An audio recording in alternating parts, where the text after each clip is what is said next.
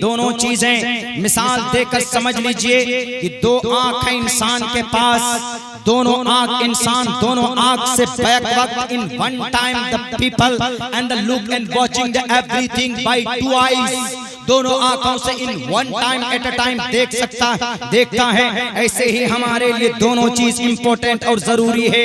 धर्म भी हमारे लिए जरूरी है और मुल्क भी हमारे लिए जरूरी है। एक आदमी ने कभी सवाल किया था कि मौलाना एक वक्त में एक ही काम कर सकता है कोई, जैसे रात है तो दिन नहीं? हमने कहा कि नहीं, एक वक्त में कभी कभी दो चीज हो सकती है। इसकी आप नाक है, एक वक्त में दोनों सुराख से सूंघते हैं कि नहीं सूंघते? कान है, आप एक वक्त में दोनों कानों के सुराख से आप सुनते हैं, आवाज पहुंचती है। दांत है, 32 दांत को आप एक वक्त में इस्तेमाल करते हैं। आप जब एक वक्त में दो चीजें इस्तेमाल की जा सकती है तो इस मुल्क से भी बैक वक्त एक सच्चे धार्मिक होने के साथ साथ एक सच्चा देशभक्त भी हो सकता। हमने कहा कि मुसलमान देशभक्त नहीं होता तो सबसे पहले 1755 में ये कलकत्ता की कोठी पर वो अंग्रेज साम्राज्य ब्रिटानिया हुकूमत की हेड ऑफिस को बुलडोजर चलाकर किसने तोड़ा था? बताओ। 1759 के अंदर सबसे पहले मुर्शिदाबाद की प्लासी की जंग में किसने अंग्रेज के सामने में तलवार लेकर उनका मुकाबला किया था? 1799 के अंदर कौन था श्रीरंगापट्टनम के अंदर वो शेर जिसने अंग्रेज के उन दीवानों और अंग्रेज के उन लुटेरों के सर को कलम किया था? बताओ। 1831 के अंदर बालाकोट की पहाड़ी पर कौन गया था? मौलाना गए थे, मौलाना सैयद अहमद शहीद गए थे, मौलाना सैयद शाह इस्माइल गए थे। 1857 की जंग में कौन था? 1857 की जंग में शामली के मैदान में कौन था? उसके बाद 1866 में इस देश की आन बान शान को बचाने के लिए दारुल देवबंद की बुनियाद रखी गई थी। मकसद क्या था? गर्ज क्या थे उनके? कोई और नहीं था। माल्टा के कैद खानों में कौन गए थे? मौलाना फजल खैराबादी की कब्र कहां पर है? मौलाना जाफर थानेसरी की कब्र कहां पर है? बताओ तुमको। अगर इस देश के मुसलमानों को देश के संविधान से, देश के आन बान से अगर प्यार नहीं होता तो ये 65,000 मुसलमान फांसी के फंदे पर लटक कर अपने कुर्बानी पेश नहीं करते। मैडम शर्मा, जिस फिरके से तुम ताल्लुक रखती हो उसका जन्म नहीं हुआ था। 1925 में तुम्हारा जन्म हुआ है और हम तो वो हैं। हमने अंग्रेज की आमद से पहले इस देश को सोने की चिड़िया हमने बनाया था। 4% जीडीपी अकेले पूरी दुनिया के अंदर भारत पैदा करता था। उस वक्त सोने की चिड़िया का खिताब आलमगीर औरंगजेब के जमाने में दिया गया था। तुम तो लुटेरे थे, तुम्हारा वजूद नहीं था, तुम तो अंग्रेज को सपोर्ट करते थे। इस देश से जितनी हमको अपने मजहब से मोहब्बत उतनी ही मोहब्बत हमको इस देश के संविधान से, इस देश के आन बान शान। धार्मिक रहो, मना नहीं, धर्म की तारीफ है, आपकी किताबों में भी है। आपकी किताब में ये बात कही गई, धर्मो प्रशस्ता धार्मिकी विदिति यस्सा मास्मगमः। खुशकिस्मत है वो इंसान जिसके माँ बाप धार्मिक है। अम्मा आयशा धार्मिक थी। अम्मा आयशा 6 साल की उम्र में निकाह हुआ और आप 9 साल की 10वें साल में आपकी रुखसती हुई तो अम्मा आयशा बालिगा हो चुकी थी और वो पूरे तौर पर धार्मिक थी। कौन? अम्मा आयशा सिद्दीक़ा रज़ियल्लाहु ताला। और ऐसा नहीं कि आपने बैलेंस नहीं रखा, शादी की आपने 11 शादी की, सबको इंसाफ दिया, सबको। कोई माए का लाल 11 शादी 10 शादी बेवाओं से नहीं कर सकता। मुझे दिखा है कौन है ऐसा मर्द मुजाहिद जो इतनी शादी करे और बेवाओं से करे, गरीब औरत से करे, बहुत ज्यादा तेज दिमाग वाली औरत से करे। अगर औरत थोड़ी तेज हो घर के अंदर, आप जैसे ही जाएं तो आप खरी खोटी सुनाने लगे, या तो आप उसका सर फोड़ देंगे या आप अपना सर फोड़ लीजिएगा। लेकिन अल्लाह के नबी ने इस चीज को बर्दाश्त किया। हजरत हफ्सा, हजरत सलमा खानदानी खानदानी अंदर से प्राउड फितरी चीज थी। मैं तो सैयद, मैं तो कुरैशी नस्ल, मैं तो हाशमी घराने से मैं भी ताल्लुक रखती हूँ।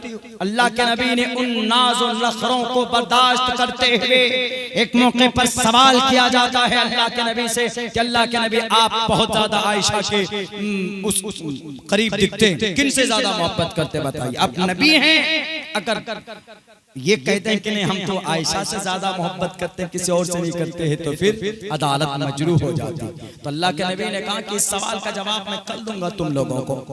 मैंने कई जगह बयान किया है, लेकिन ये तरीका और तरतीब देखिए प्रॉफेट मोहम्मद सल्लल्लाहु अलैहि वसल्लम की। उनके ऊपर कीचड़ उछालते, उन्होंने कहा कि कल जवाब दूंगा। आप रातों को 9 बीवियों के पास अलग अलग एक एक खजूर देते हैं, ऐसे लो, ये खजूर लो और कान में बोल देते हैं I love you so much, मैं तुमसे बहुत मोहब्बत करता हूँ, और ये खजूर किसी को मत बताना, ये तुमको दे रहा हूँ खजूर। ऐसे नहीं बोल रहे थे तुम ही को दे रहा हूँ, तुमको दे रहा हूँ खजूर और तुमसे बहुत मोहब्बत करता हूँ, दिलो जान मोहब्बत करता हूँ, ये लो। दूसरी बीवी के पास गए, उनको भी वही खजूर दिया, I love you so, I love you so much बोल करके आगे। ये वर्ड नहीं बोले होंगे, लेकिन अरबी के अंदर जो कलिमात अदा किए गए होंगे उसका मतलब यही था कि मैं तुमसे बहुत मोहब्बत करता हूँ, तुम मुझे बहुत प्यारी, चूंकि तुम मेरी बीवी हो शरीके हयात।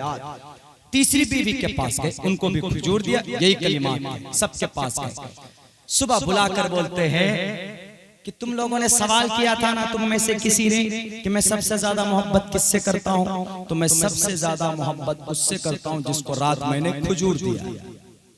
और खजूर सबको दी, सब अंदर ही अंदर क्या सोच रहे, वाह तुम क्या आयशा, तुम तो कुछ नहीं, अल्लाह के नबी मुझसे मोहब्बत करते, रात आई लव यू बोल के गए, खजूर देख के गए। देखिए दुनिया के अंदर ये अदालत कोई माए का लाल पैदा नहीं कर सकता। सब सारी बीवियों को खुश करके उनके हुकूक को पूरा किया आप। है कोई माए का लाल जिसकी 2 बीवियां हो, 3 बीवियां हो, वो नहीं कर सकता, कहीं ना कहीं कमी बेशी रहती। लेकिन अल्लाह तबारक व तआला की तरफ से जो निजाम मुकर्रर किया गया, प्रॉफेट मोहम्मद सल्लल्लाहु अलैहि वसल्लम ने उसको बखूबी निभाया इस धरती के ऊपर। खामखा इल्जाम, खामखा तोहमत। धार्मिक थी अम्मा आयशा, अम्मा खदीजतुल कुबरा भी धार्मिक थी, और खुशकिस्मत है वो इंसान। पूछो पंडित दयानंद सरस्वती सी से, वो बोलते हैं मातरमान पितरमान चार्यावान पुरुषो वैदः, कि जिसकी माँ धार्मिक हो, जिसका बाप धार्मिक हो, उसका बच्चा भी धार्मिक होता, और जो उसके माँ बाप धार्मिक हो वो बच्चा खुशनसीब होता है। हमारी माँ आयशा धार्मिक थी, हम खुशनसीब कहते हैं। वो धार्मिक इस माने करते कि अल्लाह के तरफ से जो पैगामात आए अल्लाह के नबी की जुबानी वो लोगों तक पहुंचाने का काम करते थे। अल्लाह के नबी अलैहि सलाम कभी कभी औरतों का सवाल, औरतों के सवाल का जवाब नहीं दे पाते थे, तो अम्मा आयशा को आगे करते थे कि आयशा जरा बताओ इस सवाल का ये जवाब है। तो अम्मा आयशा अपनी ख्वातीनी और अपनी औरत की जुबान में उनको समझाते थे कि मेरी बहन इस सवाल का ये जवाब है, तुमको ऐसे ऐसे जिंदगी के अंदर अमाल करने। उस माँ के ऊपर इल्जाम लगाती हो मैडम शर्मा, शर्म आनी चाहिए। यही नहीं जनाब, ये तो एक मौका था, तयम्मुम की आयत अल्लाह तबारक व तआला ने नाजिल की। एक मौके पर तो कम से कम 10 की 10 आयतें अल्लाह तबारक व तआला ने पूरी तौर पर बितफसील सूरे नूर पढ़ी 18वें पारवे के अंदर। वाक़या इफ्क उलमाए किराम ज्यादा तफसील से आपको बता सकते हैं। एक मौके पर अम्मा आयशा के ऊपर तुहमत लगी। कौन तुहमत लगाया? एक मुनाफिक अब्दुल्लाह बिन उबय बिन सलूल। मुनाफिक, मुनाफिक किसको बोलते हैं? आगे से तो बोलते हैं हम आपके साथ हैं, और अंदर अंदर जड़ काटते हैं, हम आपके साथ हैं, लेकिन अंदर अंदर इस्लाम से, मुसलमानों से, अल्लाह के नबी से बुग़्ज़ और अदावत रखते थे। उसने शुरू की उसने तोहमत लगाई। तोहमत ये मौका कब से मिला? मौका आज तो तुम तोहमत लगा रही हो, आज तो तुम तोहमत लगा रही हो, कोई चिंता नहीं, अल्लाह खुद तुमसे निपटेगा, ईश्वर तुम्हारी इस सवाल का जवाब देगा।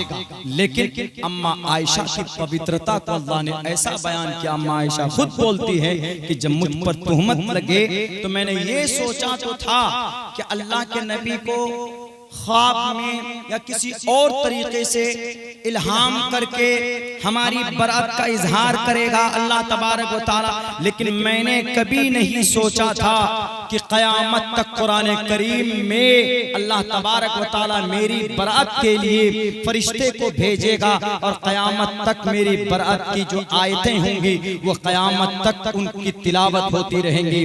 वाक़या ये था कि आप एक सफर पर गए, गज़वे तकरीबन गज़वे किसी गज़वे में गए, वापस जब लौट रहे थे तो अम्मा आयशा साथ में थी और अम्मा उस वक्त ऊंट के ऊपर एक कजावा होता था, उस कजावे में अम्मा आयशा बैठती थी और कजावे को उठाकर कभी ऊंट के ऊपर रखते थे और कभी नीचे उतारते थे जब जरूरत पड़ती थी। एक मौके पर कहीं पर पड़ाव डाला तो अम्मा आयशा खुद से उतर कर आए थे, पर्दे के अहकामात नाजिल हो चुके थे तो अम्मा आयशा फौरन उस कजावे से निकलकर कज़ा हाजत के लिए बाहर जाती। बाहर गई, वहाँ किसी वजह से देर हो गई, अब हार टूट कर गिरा या हार ढूंढने में टाइम लगा या कोई और किसी और वजह से देर हो गई तो अल्लाह के नबी ने अचानक ये कहा कि चलो दूसरी जगह पड़ाव डालेंगे, काफिले को जाने का हुक्म दिया।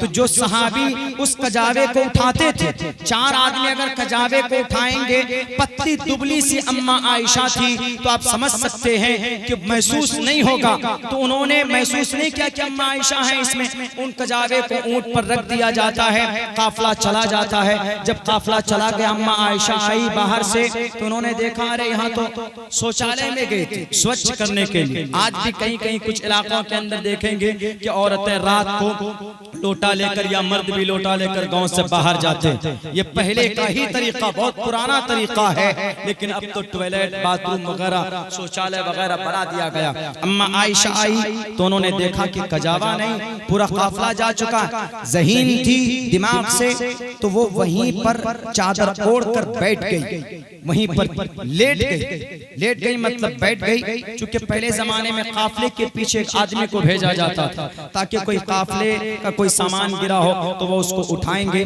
तो एक सफ़ान बिन मुअत्तल वो एक सहाबी थे, वो आए पीछे से तो उन्होंने देखा कि यहाँ कौन है, तो वो फौरन समझ गए कि ये अम्मा आयशा।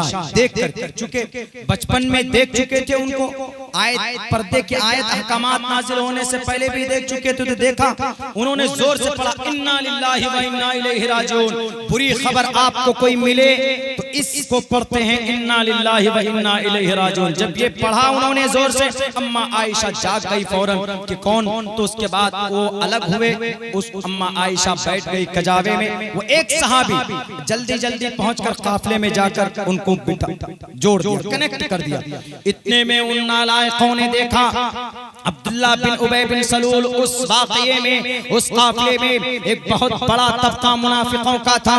उन्होंने कहा कि नौज़ बिल्लाह अल-अयाज़ु बिल्लाह, उन्होंने कहा कि अम्मा आयशा और ये सहाबी के बीच में कुछ न कुछ है, there is something fishy in the bottom, दाल में कुछ न कुछ काला है। और फौरन मदीनतुल मुनव्वरा पहुंचते ही ये अफवाह फैला दिया कि अम्मा आयशा का ताल्लुक, अम्मा आयशा ने ये हरकत की है फला सहाबी के साथ। अम्मा आयशा गई सफर से, बीमार पड़ गई, जाकर सो गई, वो बाहर नहीं निकली, लेकिन पूरे शहरे मदीना में कुछ हमारे सहाबी भी उसमें शरीक हो गए, कुछ सहाबी भी शरीक हो गए। हजरत हसन और 1-2 सहाबी थे, उन्होंने भी इसको आगे बढ़ाने में काम किया, चूंकि चूक उनसे भी हो गई थी, बाद में उनको सजा मुकर्रर की गई। पूरे मदीने में ये बात फैल गई कि अम्मा आयशा का गलत संबंध, अम्मा आयशा ने गलत काम किया फला सहाबी के साथ। अम्मा आयशा को मालूम नहीं था। एक दिन एक सहाबिया के साथ जब क़ज़ाए हाजत के लिए बाहर जाती है तो वह औरत से पता चलता है कि अब आयशा तुम्हारे बारे में ये बातें होती। अम्मा आयशा फौरन पहुंचती है, वहां पर इस्तिंजा भी नहीं करती, फौरन पहुंचकर रोती है। अल्लाह के नबी जब आते हैं घर पे तो अल्लाह के नबी अम्मा आयशा से बात नहीं करते बल्कि रूगर्दानी करते। अम्मा आयशा समझ जाती है। अम्मा आयशा अपने नबी पाक अलैहिस्सलाम से इजाजत लेकर अपने मैके चले जाते हैं अबू बकर सिद्दीक के घर। वहां पर जाकर रोती है।